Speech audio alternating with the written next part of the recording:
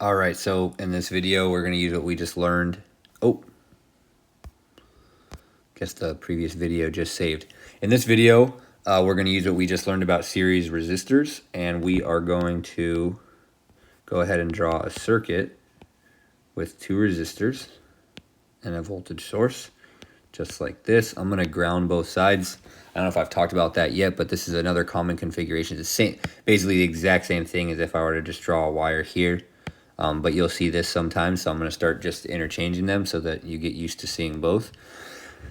Let's make this a 10-volt voltage source. We'll make this a 2K resistor, and this will be a 3K resistor.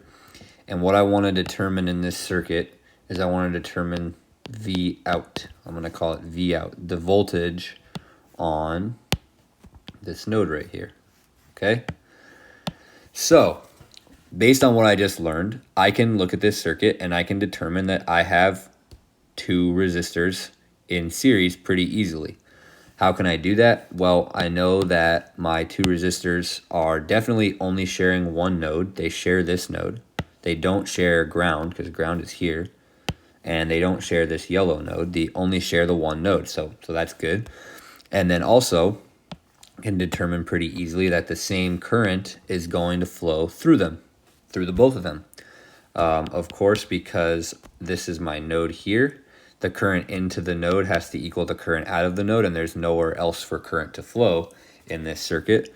So they're the same. So I can go ahead and redraw this circuit with an equivalent circuit where my 2K and my 3K are now combined to make a 5K resistor, because I can just simply sum them. REQ, 2K plus 3K gives me 5K. All right.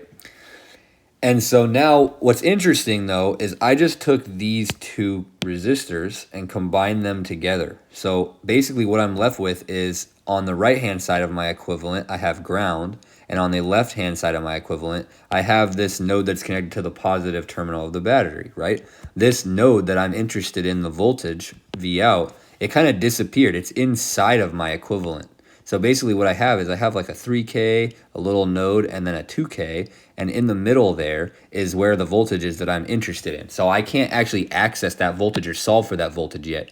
But what I can do is I can determine the current that's going to flow, that current I. That's the same current that I have here. And then once I solve that, I can come back over to this circuit, and then I can use that to solve for V out, okay? So that's exactly what we're going to do. I know that I, again, is going to be just equal to V over R, where my V is the voltage across my resistor. In this case, it's 10 volts minus 0, of course, because of the ground, so it's just 10 volts. Divided by 5K, that's going to give me 2 milliamps. Okay, so I already determined I. So now I know that I have 2 milliamps flowing in this circuit. Okay, so now if I want to determine V out, it's just as easy as using V is equal to I times R, 2 milliamps times, in this case, 3K, because that's the one that I'm trying to determine the voltage across, right? I'm going to multiply that by 3K, and I get that V out is going to be equal to 6 volts. Okay, so I just determined V out is equal to 6 volts. And I determined, oh, wow, that's pretty ugly.